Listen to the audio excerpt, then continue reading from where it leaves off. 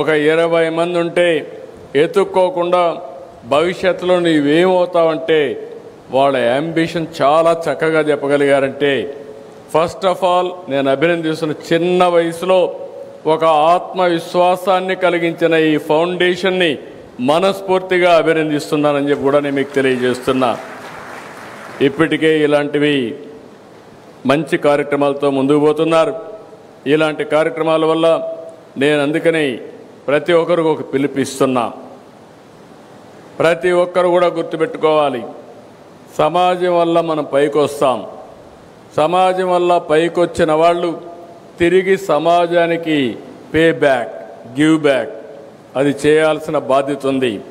సమాజానికి తిరిగి ఇవ్వాలంటే మనమందరం కూడా డబ్బులు ఇవ్వడంతో కాదు. డబ్బులు ఎవరైనా దానం చేయగలుగుతారు, అది కాదు ఇక్కడ. ఈరోజు ఈ స్కూల్ని మోడల్ని చూస్తే ఆయనకు డబ్బులు ఉండొచ్చు, కానీ ఒకసారి వన్ టైం డొనేషన్ చేయొచ్చేమో, కానీ అది కాకుండా పిల్లల్ని ఐడెంటిఫై చేసి వాళ్ళందరినీ ఇక్కడ తీసుకొచ్చి వన్ ఆఫ్ ది బెస్ట్ ఫ్యాకల్టీని తయారు చేసి బెస్ట్ ఎడ్యుకేషన్ కరికులం తయారు చేసి వాళ్ళు ఒక నమ్మకాన్ని కల్పించి బెస్ట్ సిటిజన్స్గా తయారు చేస్తున్నారు. ఫ్యూచర్ కోసం నేను ఇప్పుడే చూశాను. అంటే 3వ తరగతి చదివే పిల్లలు మెషిన్ లెర్నింగ్, ఆర్టిఫిషియల్ ఇంటెలిజెన్స్ వాడే పరిస్థితికి వస్తున్నారు. అంటే మనం ఇది ఒక గేమ్ చేంజర్గా తయారవుతుంది. నేను ఎన్నోసార్లు చెప్పాను, ఈరోజుండే మన పిల్లలు ప్రపంచాన్ని శాసించే శక్తి, తెలివితేటలకు ఉన్నాయి. వీళ్ళకి సరైన ఎడ్యుకేషన్ ఇవ్వగలిగితే ఏదైనా చేస్తారని నా నమ్మకం. అలాంటి నమ్మకానికి ఒక ప్రతిరూపంగా P4 మోడల్లో one of the best school నడుపుతున్నటువంటి శశిధర్ ఫౌండేషన్ని మరొక్కసారి మీ అందరి తరపున అభినందిస్తున్నా. కంగ్రాచులేషన్స్. ఇక్కడికి వచ్చినప్పుడు నెల్లూరు జిల్లా ఇది రైట్ ప్లేస్. ఇది ఈరోజు ఇక్కడ చూస్తే ఒక పక్కన సోమశిల, కందలేరు 2 బ్యూటిఫుల్ ప్రాజెక్ట్స్ ఉన్నాయి. ఒకప్పుడు ఎన్టీ రామారావు గారు కందలేరు ప్రాజెక్ట్ని కట్టడం, అదే సమయంలో ఇంకొక పక్క సోమశిల కూడా ఎక్స్పాండ్ చేయడం చేశారు. దగ్గర దగ్గర 150 TMC నీళ్లు ఈ 2 ప్రాజెక్టులో ఉంటాయి. అంటే ఇంత వాటర్ ఉండే జిల్లా కానీ ప్రాంతం కానీ ఎక్కడా ఉండదు. ఇక్కడ రాబోయే రోజుల్లో ఎక్కడా నీటి కొరత ఉండే అవకాశమే లేదు. ఇంకో పక్క కృష్ణపట్నం పోర్టు ఇక్కడికి 10 కిలోమీటర్లే. One of the best port ఇక్కడ ఉంది. కృష్ణపట్నం పోర్ట్ ఉంది.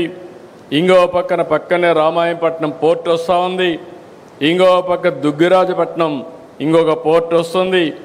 ఈ 3 పోర్ట్లు వచ్చి అదే మరిగా పక్కనే మీరు చూస్తే ఒక దగదర్తిలో ఒక ఎయిర్పోర్ట్ వస్తూ ఉంది. 3 పోర్ట్లు వస్తున్నాయి. తిరుపతిలో ఎయిర్పోర్ట్ ఉంది. ఇంకో పక్క దగదర్తిలో ఎయిర్పోర్ట్ వస్తుంది. చెన్నైలో కూడా ఒక ఎయిర్పోర్ట్ వస్తుంది. ఇలాంటి ఇంకొక పక్క నేషనల్ హైవే కనెక్ట్ అవుతూ ఉంది.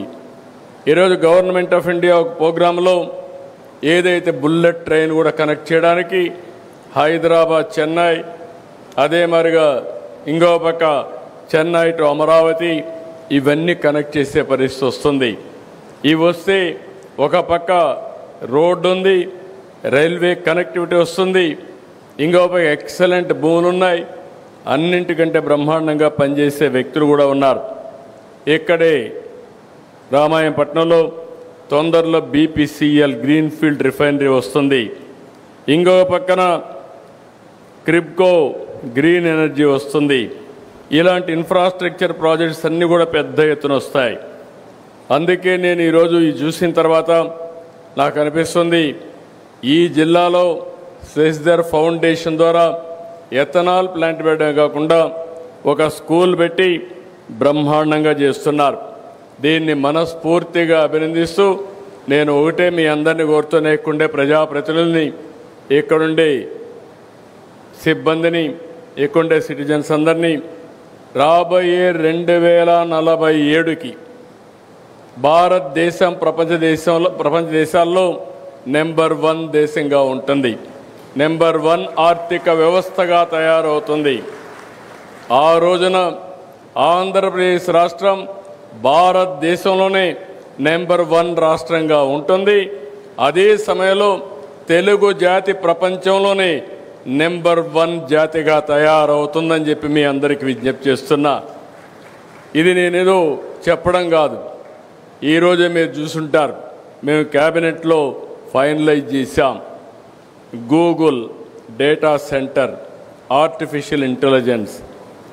స్వతంత్ర భారతదేశంలో ఆర్థిక సంస్కరణలు వచ్చిన తర్వాత సింగిల్ ఇన్వెస్ట్మెంట్ అంటే దగ్గర 10 బిలియన్ US అంటే 88,000 కోట్ల రూపాయలు రాబోయే 3 సంవత్సరాల్లో విశాఖపట్నంలో పెట్టబోతున్నారు. అది కూడా ఆర్టిఫిషియల్ ఇంటెలిజెన్స్ డేటా సెంటర్.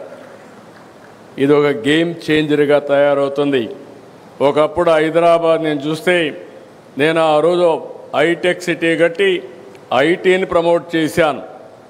ఇప్పుడు గూగుల్ డేటా సెంటర్ వచ్చి ఆర్టిఫిషియల్ ఇంటెలిజెన్స్ వచ్చిందంటే ఈ పిల్లలను చూస్తే నాకు అనిపించింది, చిన్నప్పటి నుంచి ఆర్టిఫిషియల్ ఇంటెలిజెన్స్ ఆల్గరిథమ్స్ రాయడానికి మన పిల్లలు సిద్ధపడిపోయే పరిస్థితికి వచ్చారు. ఇంకా మనం ఊహించుకోవచ్చు భవిష్యత్తు ఏ విధంగా ఉంటుందని.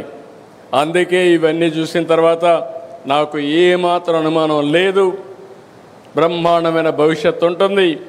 అయితే ఈ యొక్క భవిష్యత్తులో పేదవాళ్ళని పైకి తీసుకొచ్చే బాధ్యత ఉన్నత స్థాయిలో ఉండే మిగిలిన వాళ్ళందరూ తీసుకోవాల్సిన అవసరం ఉంది. అలాంటి కార్యక్రమంలో సెస్దర్ లీడ్ తీసుకొని వాళ్ళ ఫౌండేషన్ ద్వారా ఈ 3 ప్రాజెక్టులు బెస్ట్ ప్రాజెక్ట్స్.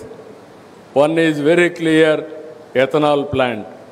రైతులకు విపరీతమైన ఆదాయాన్ని స్టెబిలైజ్ చేయడం, ఇంకో పక్కన పర్యావరణాన్ని బ్యాలెన్స్ చేయడానికి, పరిరక్షించడానికి ఉపయోగించడం. నేను ఎన్నోసార్లు చూశాను కానీ ఏదైతే బుల్ అనే దానికి ఇంకా పరిష్కారం లేదు, ఇవి ఉండవు అనుకున్నాను. కానీ ఈరోజు కొత్త ఆలోచనకు నాంది పలికారు. The power of bull. తప్పకుండా మళ్ళీ దీని అవసరం ఉందని ఇన్నోవేటివ్ మోడల్లో తీసుకొచ్చాడు. ఒక ఎనర్జీ తయారు చేయడం, ఇంకో పక్క ఆ ఎకోసిస్టాన్ని కాపాడడం, ఇంకో పక్క అడాప్టబిలిటీ తేవడం. ఎవరైనా అడాప్ట్ చేసుకోవాలంటే, ఇలాంటి ప్రోత్సహించాలంటే గ్లోబల్గా ఎవరెక్కడున్నా ఇవి అడాప్ట్ చేసుకునే విధంగా, ప్రోత్సహించే విధంగా దానికి కూడా ఒక పోర్టల్ తీసుకొచ్చి ముందుకు తీసుకుపోతున్నాడు. అన్నింటికంటే ముఖ్యంగా పిల్లలు ఫ్యూచర్కి ఏ విధంగా ఉండాలనో అలాంటి ఫ్యూచర్ సిటిజన్స్ని తయారు చేయడానికి బెస్ట్ కరికులంతో బెస్ట్ స్కూల్ తయారు చేసే పరిస్థితికి వచ్చారు. ఈ 3 చూసిన తర్వాత 3 కూడా 3 ఇన్నోవేటివ్ ప్రాజెక్ట్స్ ఇవి. ఈ 3 ప్రారంభించిన సెస్దర్ని, ఆయన ఫౌండేషన్ని మరొక్కసారి మనస్ఫూర్తిగా అభినందిస్తూ, ఈ కార్యక్రమానికి వచ్చిన మిమ్మల్ని అందరినీ మనస్ఫూర్తిగా అభినందిస్తూ, అందరికీ నమస్కారాలు.